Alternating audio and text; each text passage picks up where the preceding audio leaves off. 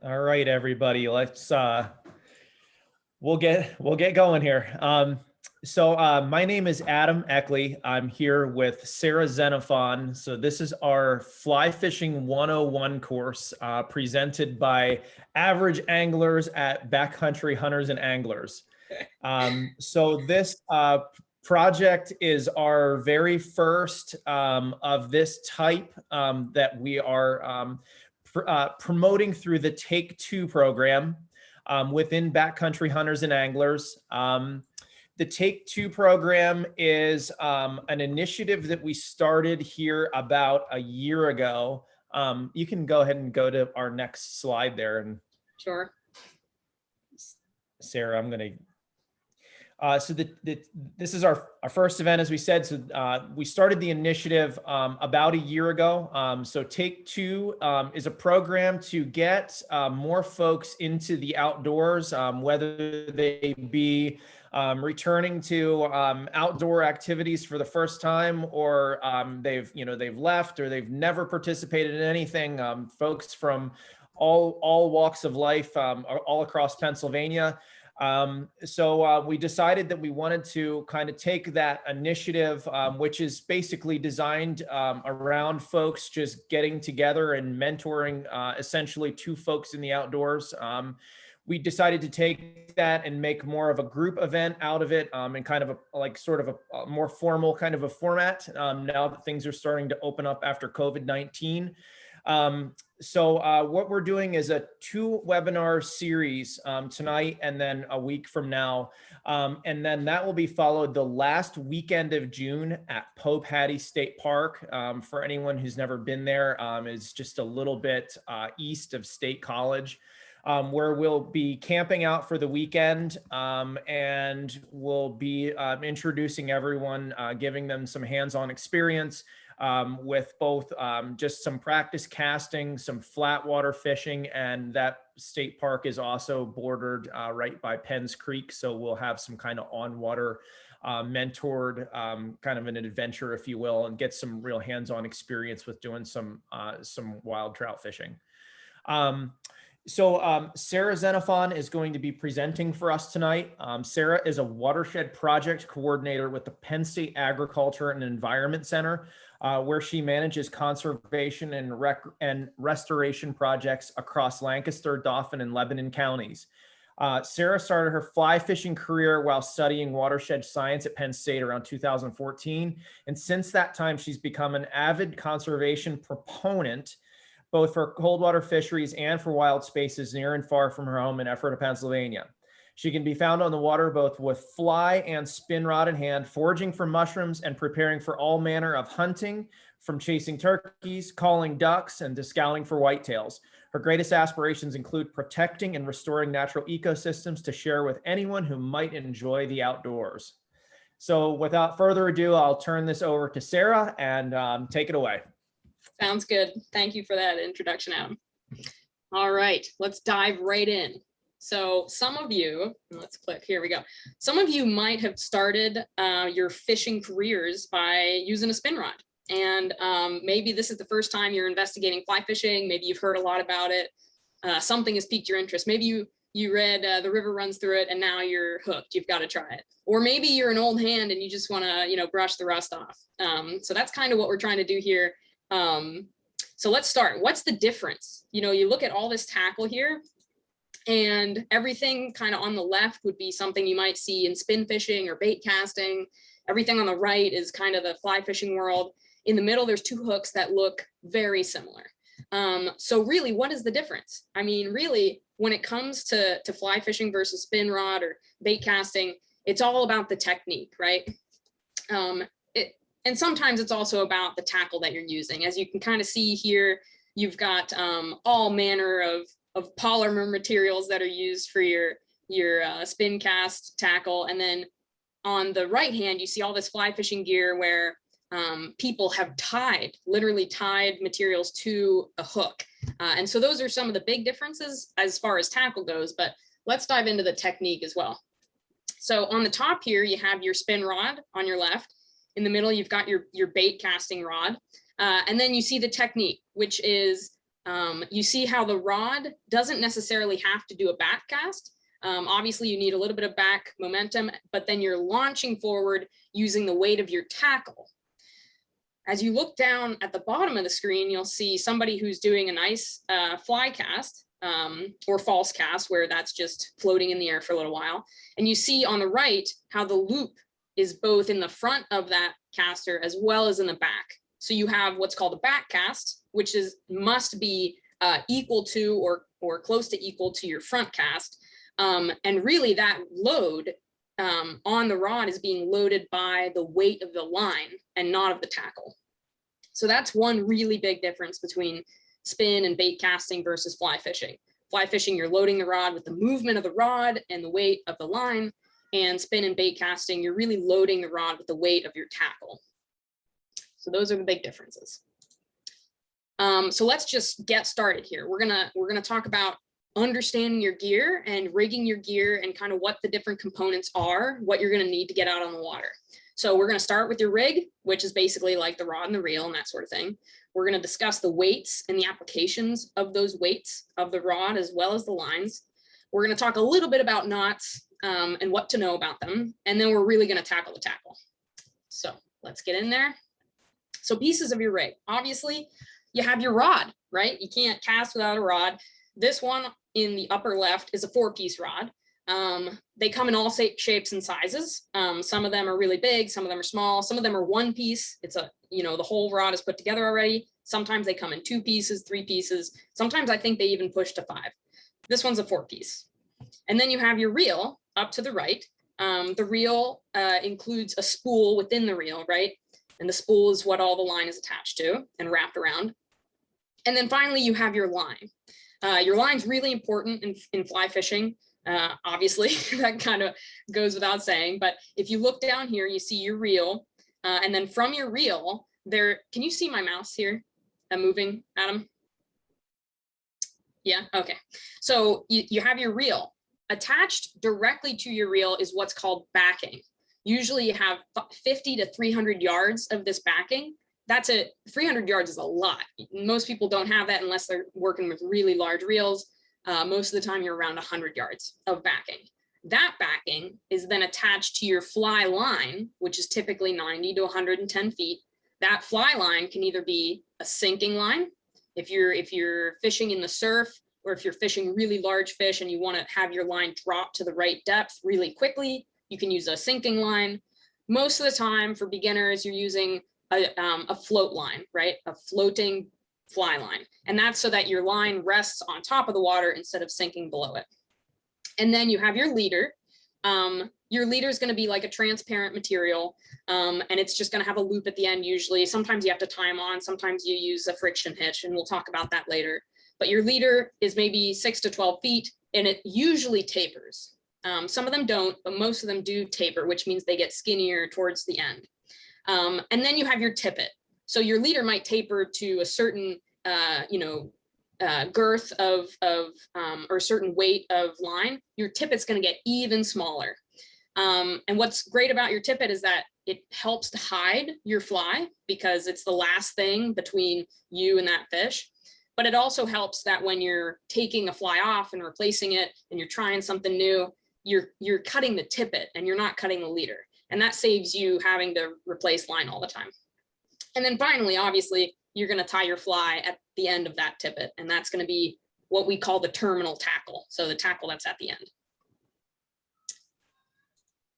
All right, so we talked about weights a little bit. Let me dive a little more into that. So a weight of a rod is basically like saying how big and heavy can it stand? You know, how big is it meant to be and what kind of fish are you getting after with it, right? So a 2 weight would be something so tiny, like tiny little trout, right?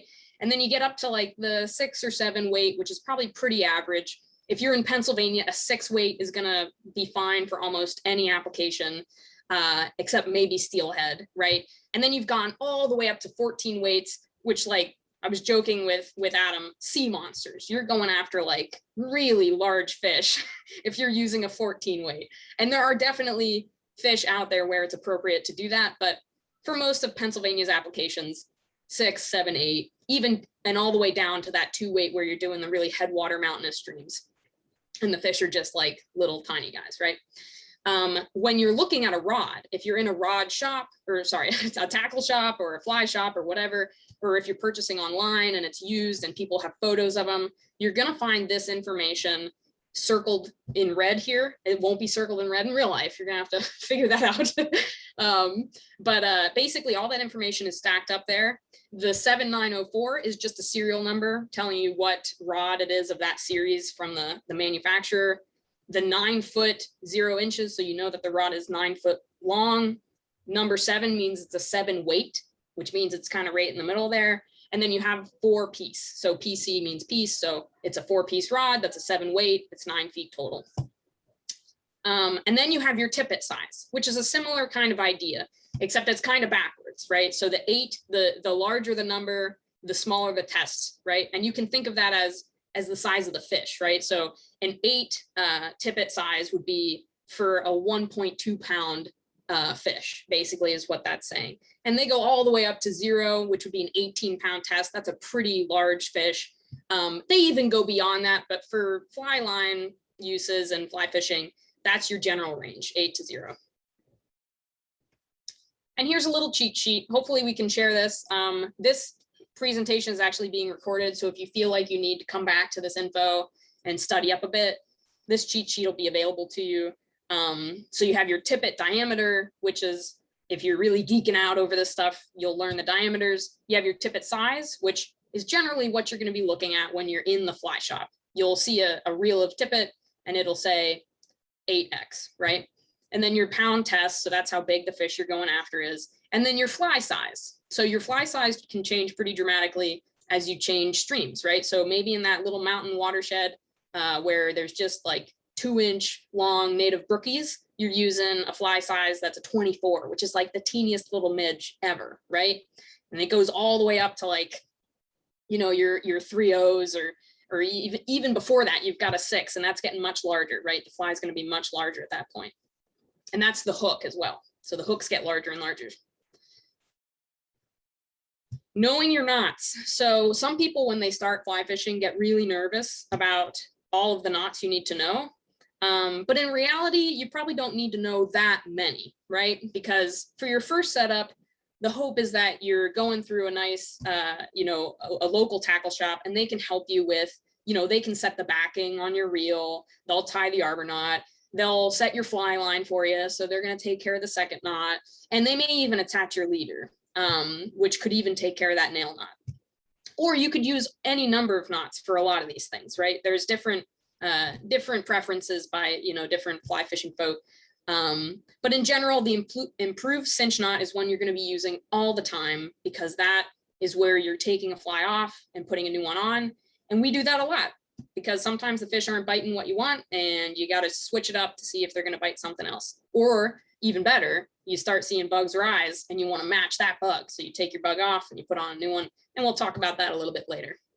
So the improved cinch knot right at the end is a really important one. A surgeon's knot is really important to know. And a nail knot can be pretty useful. Kind of in that wave of thinking, on your right hand here, that little metal tool is a nail tie, or a knot tying tool.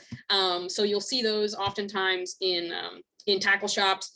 They just assist you in tying certain knots. Like a nail knot is a little tricky to tie if you don't have one of those tools. You don't need one. I rarely ever use one, but they're nice to have. And if you see them, at least you know what they are. And then you have in the lower left, you see that is how you buy a leader, right? So you'll look, and actually on top of this little label, you'll see tapered leader. That tells you that the leader is tapered. It means it's going to get smaller and smaller as it gets down towards your fly. And it also gives you your 4X, and it gives you your pound test. So that's what you're looking for when you're buying leaders. Usually they come in like 2 or 3 packs, and just be gentle about taking them out so that you don't get a whole mess of knots in there. And then on the right, this you'll see sometimes in a fly shop. They might look different ways because people have kind of configured all sorts of things. But basically you're just holding your tippet on this little contraption because most of the time People have multiple sizes of tippet out in the water with them. That way, if they want to switch it up on the fly, they can. And so you might have anything from, 4X all the way up to 0X or, whatever. So you're going to have a whole stack of little spools of tippet. So that's what that is if you see that in a fly shop. And then let's go to terminal tackle. So what are flies anyway? And why do we tie stuff onto hooks and throw it in the water? And how does that even work? Well, here's a great example of what these flies actually are. On the left, you have real insects. We call them macroinvertebrates. Macro meaning you can see them with your eye. Invertebrates means they don't have a spine. So bugs, right? On the right, you have artificial terminal tackle. If somebody says that you can only use artificial tackle on a waterway, they mean you can only use stuff that is not alive, that was never alive. We created it with other materials.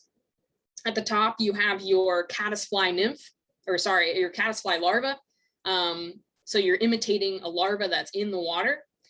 In the middle, you have a stonefly and a stonefly nymph. So these are crawling nymphs that are also living in the water, and they breathe through gills. All these insects breathe through gills until they emerge as adults. And this is an adult fly. That's why we call them flies. They all metamorphosize into flies. And so you have your winged mayfly, and you have a dry fly that sits on top of the water imitating that fly. And we'll talk a little bit about their applications in a minute. Next, we have dry flies, right? Which would be anything that sits on top of the water. Again, this is mimicking flies that are coming down to take a drink or to land on the water or to mate. They don't live very long. So usually when they're emerging and flying around, they don't have very long to live. So they're getting after life, and they're trying to mate and find mates and lay eggs and do all kinds of stuff, right? So they're hitting the water quite a lot. You're trying to imitate that dry fly sitting on top of the water. Then below the surface, anything down here is called a wet fly. Let's just consider them all wet flies because they're wet, right? But in particular, you're going to have something like a streamer, which is anything that kind of wavers in the water's flow. Streamers look like all kinds of things, right? They could look like minnows. They could look like squids if you're in salt water.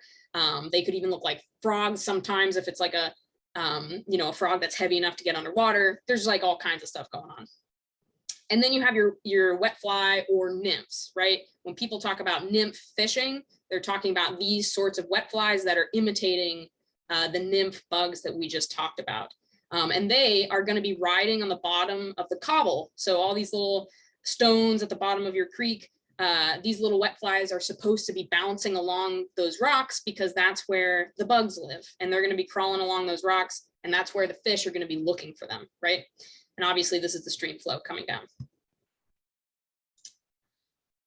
Finding fish. So this is the next big topic. How do you even find fish, right? There's a couple of key aspects of finding fish that we're going to go over tonight. First is following the food. It's pretty understandable. You have understanding their habitat, what to look for when you're approaching a stream, understanding the water chemistry, which can become a really big issue in all sorts of parts of the world, but especially in Pennsylvania. And then reading the stream. So how to look at a stream and say, there might be fish there might not be fish there, and deciding where to cast. So finding the fish, we all took biology at some point in high school, and this is just a real quick crash course. So you have your sunlight that starts that chain, you have algae and maybe larger grasses or shrubs or that sort of thing, and trees, and they're all hopefully native because that's what the bugs need, right? But that stuff is dropping into the water, and it's either creating detritus, which is just broken up leaves, or it's being broken up by macroinvertebrates, right? So you have your scrapers and your shredders and your predators that are eating each other and eating and shredding up leaves, and all those little critters, those macroinvertebrates, are then becoming fish food. So if there are no bugs, you're really not going to have many fish. And so it's important that when you approach a stream, one of the first things that I do is pick up a rock and take a look and see if there are bugs on that rock. Are they living there? Do they look happy? Does the area look like it sustains macroinvertebrates and therefore fish? So this is good habitat. My first reaction when I see this stream is look at that really clean cobble. It's a clear stream, it's running clear, you can see to the bottom of it. The cobble isn't embedded in muck. It doesn't look like I'm gonna step into that and sink. That's, if you look at a stream and you think you're gonna sink into your waist or up to your waist and that stuff, probably not gonna be great for trout fishing. Maybe some other species that are a little more tolerant of that sort of thing, but not trout. And then when I pick up a rock, I'm looking for this sort of thing, right? These are actually little cases that caddisfly larvae build around themselves. So it's almost like a nest or a little home, but they're called cases. And so if you see these, that's a pretty good indication that there are other critters running around. And when you lift up that rock, you'll probably see other stuff scurrying around. You can also see that this rock is pretty clean, right? If you rub it, it's not real slick. And so you know that it has enough shade that the right type of algae is growing there. If you see that really slimy, kind of gooey, wavery algae, it means there's probably too much sunlight and too much nutrients in that water. And so some of these macroinvertebrates can't stand that habitat because it just suffocates them. And then here's a real close-up to give you an idea of what's inside those cases. Every single one of these little cases has a little larva in it, and that is just one more piece of food for those fish. So it's a really good thing to have bugs. The next one is water chemistry. Water chemistry plays a huge role in what fish you're going to see and where you're going to see them and when you're going to see them. And honestly, also tells you whether you should be fishing for them or not. Some of these fish, like let's see, the brook trout cannot stand above 65 degrees. And so if you bring a little thermometer to the river and the river says it's 75 degrees in the water, you shouldn't be fishing for brook trout, because not only are they going to be really lethargic and not interested in eating, but also if you do catch them and pull them out, all of a sudden you've created a position where they could potentially die from heat stroke, basically. They can't handle it. So this is a nice little fish and boat poster where they say you really need to stop fishing, certainly for trout, after a certain degree in the water. But you also have some great, very lenient fish. So obviously the brown trout is a whole lot more tolerant of heat waves. So up to 73. You've got all these fantastic, bluegills and largemouth bass. They're all very comfortable into a warmer climate and warmer waters. Another big thing to consider is oxygen. So all these creatures, whether it's the fish or the bugs or anything else that lives in the water, they're breathing oxygen, right, through their gills. And so the hotter the water is, the less dissolved oxygen. So really the best case scenario for trout and any other fish really is lower temperatures that allow more dissolved oxygen to enter that waterway, and to have diversity in features, which we're going to talk about in just a second, but features in the river that are basically aerating water and creating a way for that oxygen to enter the water. So reading the stream, this is what I was just talking about. If you go to a stream and you see all sorts of features, it can be a little overwhelming to know, first of all, what to call all of them. And secondly, where the heck are the trout in this whole picture, right? So something where you see a bunch of cobbles kind of sticking out of the water and creating a lot of turbulence and foam and maybe even white water, that's called a riffle, right? It's shallow, fast moving water, very agitated, right? Then you have your run, which is this very smooth piece of water that slides into a pool. Your pool is a deep, slower moving water, right? So you're going to have, if you walked into it, you wouldn't feel like you were getting pushed away necessarily, right? And then you have your eddy. So if you've ever heard of somebody like paddling along and eddying out, what they're talking about is they're coming down a run and they're using this very slack water to get out into this eddy, which is, the water is barely moving. And when it is moving, it's moving in this backwards kind of circular direction. So if I were approaching this stream, if I were a fish, I would want to hang out right here at the edge of this eddy, right? And that is what we call a seam, right? A seam is where water, fast moving water meets slow moving water, and you get this very drastic change in water speed, right? So that's called a seam. If I were a fish, I'd love to sit in that seam, because what I can do is just relax out in this eddy, not care at all what's going on there. And then anytime food is floating past me, all I have to do is just jump over into that fast moving water, grab a bite to eat, and then head back into that eddy where I don't have to worry about swimming too hard. So the fish are going to sit in that seam. And one of the best ways, or one of the best sayings that I've heard fly fishermen use is foam meets home. So if you see a seam of foamy water, that's the home for the fish. So just keep that in mind. And then at the back end, you have your tail out, or your tail waters, where you're the pool is beginning to go back into a riffle. And sometimes you do find fish hanging out behind these boulders too. So don't underestimate a little boulder in the middle of the stream. There could be fish in there. And quite frankly, when it gets really hot and those fish are seeking thermal cover and basically trying to get away from the heat, they might even sit at the bottom of a pool, even if it's a little harder to swim in, because they're just trying to cool off. All right, now we're going to talk about the big item, but only very briefly, because it's very difficult for us to explain to people how to cast without holding a rod in your hand and you feeling the weight of everything. But we'll give you the basics here.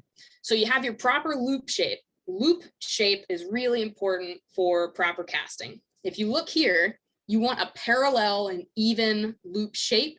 So here's the tip of your rod, and as you're casting forward, you're getting a nice even loop, right?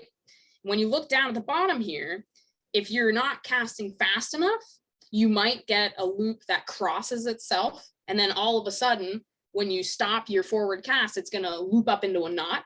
Or you have a good cast that you don't finish through on, or you don't cast fully, and it'll ball up in front of you and just pile up on the river. And neither of them are desirable, because you'll get wind knots and you'll have a bad presentation. The fish won't like what you're trying to do. So having that nice tight loop is really important. And to get that loop, you really need to do an even back cast, an even forward cast. And if you guys show up to the on-site meeting where we're camping out and showing folks how to do stuff, we'll teach you all about that, but we'll really start with basic casting. 10 and 2 is what generally we talk about, like on a clock, from 10 to 2, that's your cast, that's where we'll start. And then you can always play with it. There's experts out there who do all kinds of crazy casts, and we'll even talk about how you do a roll cast where you've got your weight in the water and you want to move that upstream or something like that. But that's a little further down the road.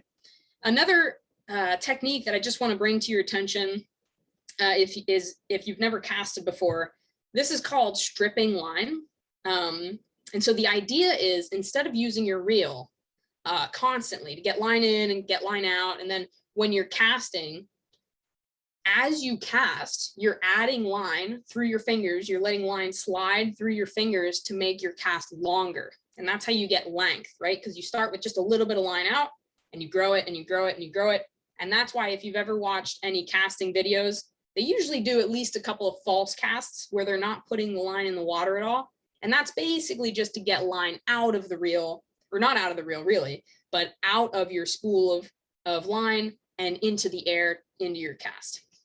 And then at some point, if you ever do catch fish, which we're going to get you on fish, you're going to pull that line and set the hook, and then we'll show you how you can actually reel from that position. But generally, when people talk about stripping line, you're just handling the line in your non-dominant hand. For me, that's a left hand. So with my left hand, I'm stripping line. I'm controlling how much line I'm putting out. It's a very two-hand kind of position and casting position. So just so you know, that's what stripping line really is. And we will definitely get to that in person. And this we just wanted to add in because it's important to recognize all the fantastic work that these two organizations do. I just wanted to give a really quick shout out to Trout Unlimited. For those folks who have never fly fished before, who want to get into fly fishing, who want to learn more, get more hands-on stuff, get taught by people who really know what they're doing. Trout Unlimited is a great option. Backcountry Hunters is also a great option. But so the mission of Trout Unlimited is to conserve, protect, and restore North America's cold water fisheries and their watersheds. Through Trout Unlimited, you connect with local fly anglers. There's the Trout magazine, which tells you how to tie, certain types of flies and shows you all these cool trips you can go on. They have programs for veterans and women and youth programs. They've got trout in the classroom where they actually give a little fry to school groups who grow them up and then release them into streams, which is pretty neat. Make the connection between kids and nature and streams and trout. And then they have all kinds of local conservation efforts, including grant writing for stream restorations. They do water and watershed advocacy, protections for trout. So they'll make, petitions to have certain pieces of waterway be catch and release only. Sometimes they'll petition for certain dams to be removed. That way trout can migrate better and easier and reach their spawning habitat. And honestly, the Backcountry Hunters and Anglers does very similar work, right? So their mission seek to ensure North America's outdoor heritage of hunting and fishing in a natural setting through education and work on behalf of wild lands, waters, and wildlife. So obviously you guys probably know a lot about BHA, but you connect with other hunters and anglers just like we're doing right now. They've got that awesome BHA journal. They've also got programs for veterans and women and obviously new hunters and anglers. They do all kinds of cooking and processing lessons. And they also do a lot of grant writing, public lands advocacy, garbage cleanups, and also interorganizational conservation efforts. So TU and BHA have actually tried in the past and are continuing to try to cross-pollinate between membership because you don't have a lot of trout if you can't protect the waters. And there's no sense in protecting all this stuff if nobody ever gets to see it. So you got to have that access too. And so it's just fantastic to see the two organizations working so well together. And I'm just excited about it. I don't know if you can tell. All right. So does anybody have any questions? I like to pull this one on my boss every now and then because he gets it. He's a fly fisherman, but your arm's in a cast all week, and you aren't lying. So I'm gonna invite you all to unmute yourselves. I've made it so you can, oh wait, I think I've done it now. So let's see. Yes, I think I've unmuted you. So if you have a specific question that you want to ask, shoot now. Let's go dive in deep.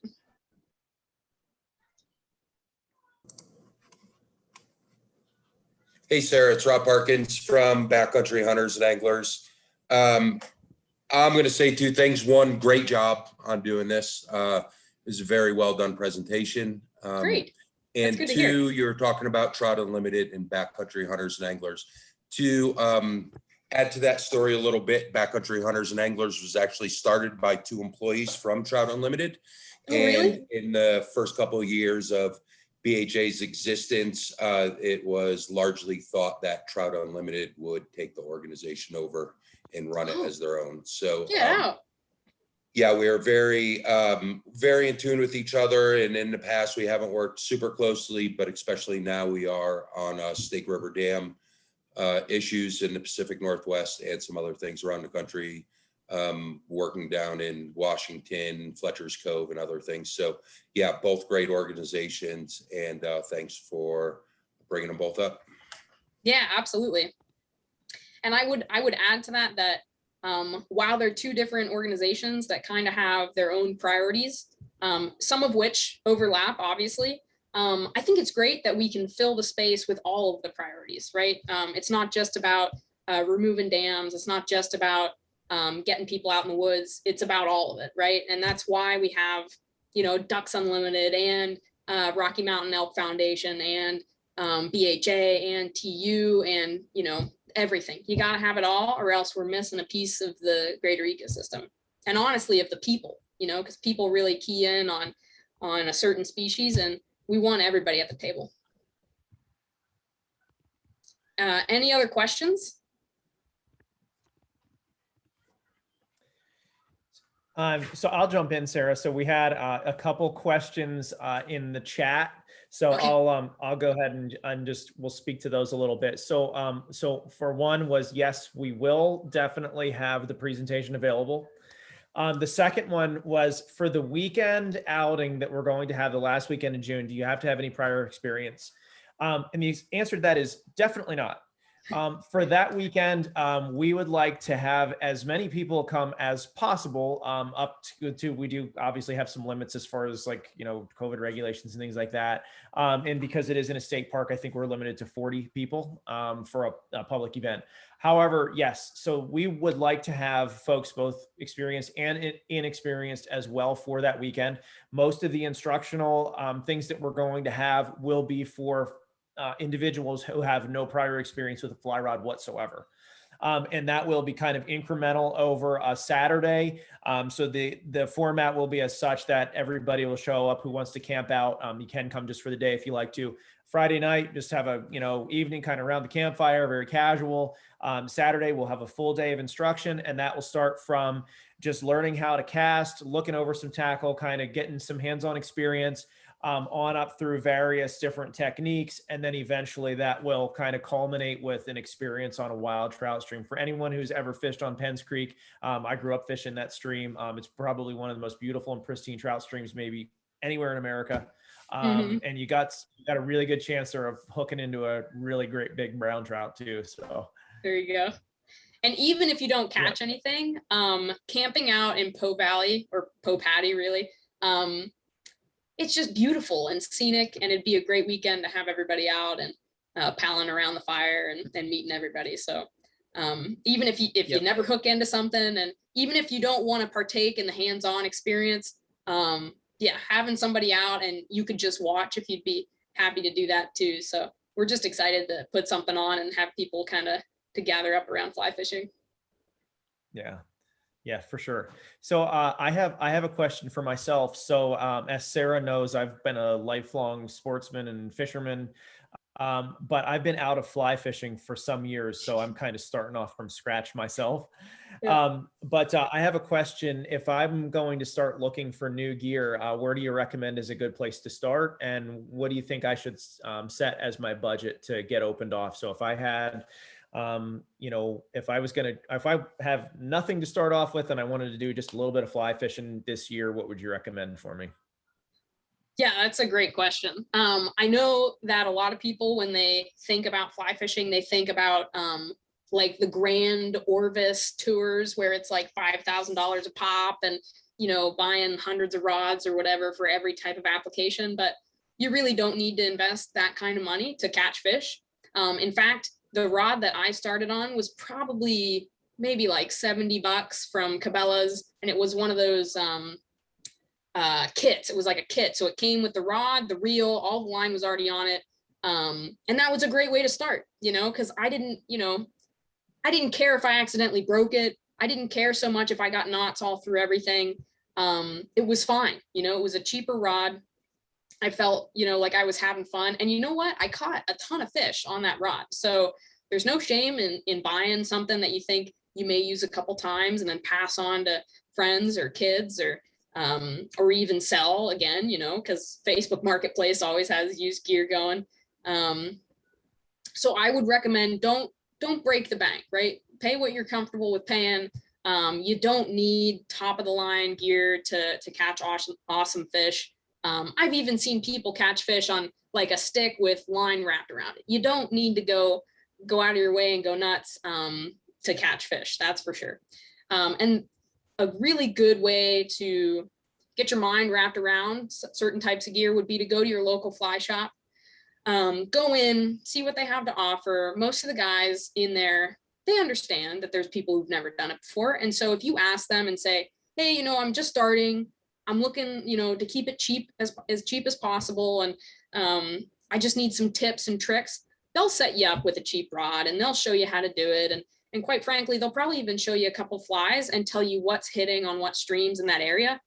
In fact, sometimes when I'm, just striking out, like going out and striking out and going out and striking out, sometimes I go to the fly shop and just say, hey, what's hitting? What are you guys hitting recently? Because I know they all have guides out there teaching people how to do stuff. So, and they usually give you really good intel. So that's where I would start. And then honestly, like I said earlier, a 6 weight is probably all you need to start out with, something real simple. You don't need to go, crazy with the 14 weight. And you don't even really need the 2 weight, because that's really, it takes a lot of finesse to do that too. So I would suggest suggest like a 5 or 6 weight for a starting rod, and don't go nuts, right? Where you're comfortable, buy what you're comfortable with. Does that make sense? Did I answer that properly? Yeah, for sure. Okay. For sure. All Great right. answer. Thank you. Yeah. Yep. Looks like we have another question from Jim, maybe. Is this the weekend Friday evening or Saturday only? So the times for that in-person weekend, we're gonna do a very informal gathering Friday night. So if you can't make it up Friday night, that's okay. Just come early Saturday. Saturday will be most of the instruction. So if you wanted to make it a one day thing, you could certainly show up early Saturday morning and go the whole way through. Even if you can only make it for half the Saturday, we'd probably be happy to have you out and just test the waters and see what you like about it and where you need to improve and that sort of thing. And then Sunday, we'll probably have that kind of like a free fishing kind of time in the morning where we'll give you guidance and try and show you where to fish. If you're feeling confident enough to get out on Penns Creek, we'll take you right over there and set you up on a nice seam and try to get you a nice trout there too. So it's kind of choose your own adventure. If you can only make Saturday, come Saturday. If you want to pal around Friday night, I'll be there, Adam will be there, we'll be hanging out, and you can ask us all the questions and we'll go over our fly boxes and whatever else you want. And I think, yeah, Adam said we'll have more details to follow. So hopefully that registration will open up soon and we can get people enrolled quickly here. So we still have a little bit of time. It's in June. So I think it's the 26th. Is that right, Adam? The 29th? It's the last weekend. Last weekend in June. Yeah. So Yeah, trying to avoid any other conflicts with Father's Day and July 4th and all that stuff. So it's the 25th to 27th. There you go. Yep. Yep. So, okay. Anybody else? Any other questions? Oh, and I will add, if you sign up for the weekend and you want to bring your family, feel more than free to do that. We can either set them up on a fly rod themselves. You know, if you've got kids, we'll set them up with a fly rod, or, you know, bring your spin tackle and just have them catch and panfish all weekend. We're happy to accommodate full families and, you know, get everybody involved. And if you don't have gear, Absolutely. That's fine. We will totally set you up with fly fishing gear. We'll set you up with camping gear if you need a tent or something like that. Just let us know ahead of time. We'll take care of you guys. Sound good? Absolutely. Okay. If nobody else has any questions, I guess we will tune in again next week for another segment for this. We're going to get into some, I guess, a little bit more of the nuts and bolts of specifically trout fishing. We're going to go through a little bit of a rundown of the Pennsylvania Fish and Boat Commission website. We're going to talk about licensing. We're going to talk about how to find places to fish, stream access, a little bit about the stocking program in Pennsylvania, and some other things. We're going to talk a little bit more about some conservation, a little bit more about reading water and things like that. So it should be a really interesting session as well. And then after that, we'll do the in-person, and the only requirement for that weekend is to bring yourself and a fishing license. There you go. So, all right. So thank you everybody for tuning in. We really appreciate it. I got one more question. A fishing license, can you explain? So yes, we can definitely talk a little bit about that real quickly. Next week, we will be talking about that in more detail. So yeah, fishing license is required for everyone who fishes in Pennsylvania. I believe that it is over the age of 16, unless there's some special caveats to that for youth. Mm-hmm. But you do have to buy a regular fishing license in Pennsylvania, and then you also have to get a trout and salmon stamp. Mm-hmm. If you want to fish for trout. Warm water fish are separate, and then there's another license that's basically for Lake Erie. There's a few differences there, and we'll kind of run through those. But for everybody who wants to fish in Pennsylvania, you do have to have a fishing license. Mm-hmm. Yeah, and we'll try and take some snapshots of the process next week too, so you guys can see what we're talking about. Yep, for sure. We absolutely will. And that fishing license is really easy to get. You can get it at Walmart. You get it at a lot of hardware stores, sporting goods stores. You can buy them online now. It's a very simple and easy process, and we will walk through that next week. Yep. All right. Well, thank you Yeah, guys yes, so much for yes, joining yes. us. Yep. Yeah, And next thanks week for it's doing the this. same time. Absolutely. Thanks, Shannon. I'm glad you could make it. Yeah, I'm Thanks. excited to Have a see good some night. take two faces here. That's always good. Yeah, for sure. All right. All All right. right, thanks, folks. Yep. Take All care, right, guys. thank Have you a good guys. night. Great information. Thanks. Absolutely. Yep. We'll see ya. Take care. All right.